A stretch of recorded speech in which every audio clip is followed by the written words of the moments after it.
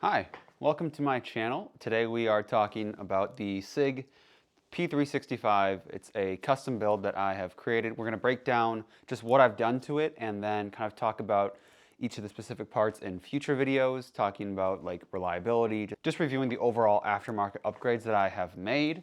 And so yeah, without further ado, let us take a look at the gun. Clear and safe, no mag. So basically what we have here is a P365X, and so that has the longer grip module, but the shorter barrel. And I've made a lot of changes to this. I have some that I'm still planning to make in the future. We'll start with what you can't see. So on the inside, first off with the magazine, I have a maggots. I have the 14 round capacity springs as opposed to the 12 rounds that you get out of the box. So I'm able to carry two more additional rounds without any extra footprint, any extra length. So 14 plus 1 in this gun, which is pretty phenomenal because it is even smaller than the Glock 43X for all you Glock people and for comparisons with that. So yeah, this really is kind of what makes this gun just phenomenal to me, is I get 2 extra rounds without any extra size or bulk. Next, I have the M Carbo trigger springs installed into my fire control unit. That reduces the overall trigger pull to by about 2 pounds. So it's about a 4 pound, 4.5 pound trigger pull as opposed to a 5.5 to 6.5 pound trigger pull that it comes out of the box. I don't have a trigger weight pull reading device, so I can't really tell what the befores and afters were, but I have noticed a significant reduction in the overall pull weight that it takes to actually actuate the trigger, which I'm a fan of because that means I can be more accurate and more on target with each of my shots and be more accountable for each round. I basically took gold spray paint and spray painted my trigger to kind of match the barrel, but they're 2 different shades of gold, so that didn't work out very well. So I'm planning on upgrading the trigger shoe in the future. Right here I have a tactical development rail for the XL. This creates a kind of fake flush compensated look because the rail extends beyond the length of the actual pistol. The end of my slide is right here. The end of the rail is right here. And so this was made for the P365XL, or made to be integrally compensated or flush compensated with a P365X or just regular 365. I like the rail because it adds 4 Picatinny rail sections, and I can put on my Olight PL Mini 2 on there without having to buy a light that fits the proprietary rail mount of SIG's rails. Okay, moving up to the slide, I have the LF365 slide, the Live Free Armory, and this has lightning cuts, like lightening to make it lighter, not lightning like a lightning bolt. So lightning cuts right here on the sides, and then also on the top. And I'm a big fan of top cuts. I feel like they're just really clean, really sexy. They have great serrations for manipulating the slide from any side, any direction. And yeah, I love this slide. It doesn't affect reliability one bit. So that is a big bonus for me because I want this gun to be reliable, believe it or not, with all these aftermarket upgrades. But I've done thorough testing with the rounds that I enjoy putting through this pistol and carrying defensively, and it's been perfect thus far. So moving on from the slide, I have all of the internal parts except for the M Carbo springs are stock.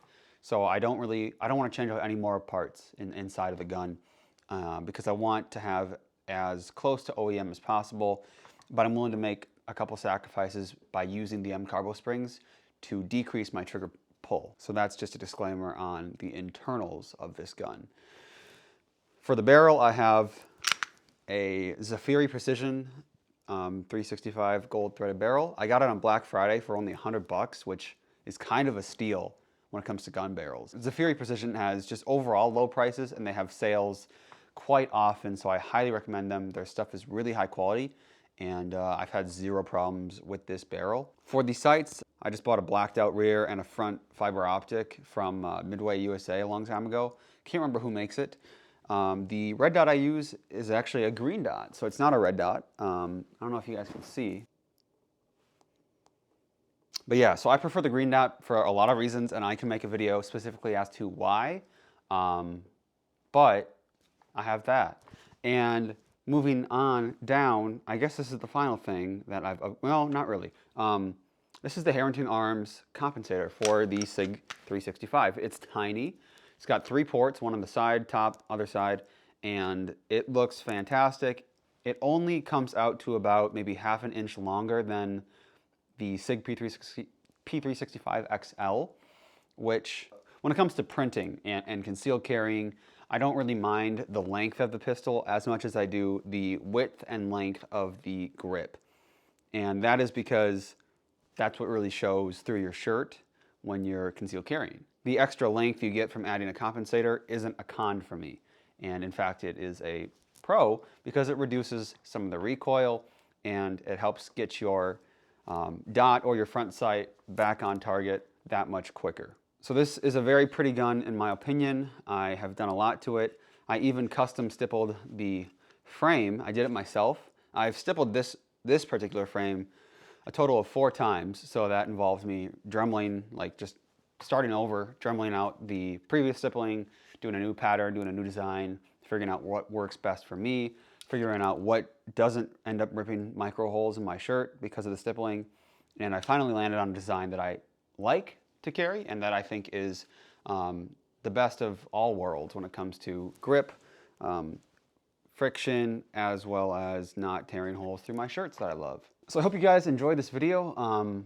Let me know in the comment section if I should make more content like this. And I'm planning on talking about comparing different firearm models that I own and the experiences that I've had shooting them, carrying them, and just owning them, as well as breaking down some of the specifics when it comes to building out custom guns and reviewing aftermarket parts and reviewing just guns in general. So I'd love to also talk about mindset and what I found to work for me and why I think that mindset is so crucial when it comes to being a responsibly armed citizen. However, I am 22. I don't have a ton of experience, and I don't want to speak on things that I really don't have any business educating people on. So that's why I really want to focus from my perspective, what I've experienced and how I've been navigating certain things, certain political landscapes, and certain scenarios in the future. So thank you guys so much for watching. Please, I would love to get some support. This is my first video on this channel on this topic ever. So if you could like the video, subscribe to my channel, leave a comment in the section below, and share this video with your friends if you think that they would enjoy it. I would be indebted to you. Thank you so much for watching. We'll see you later.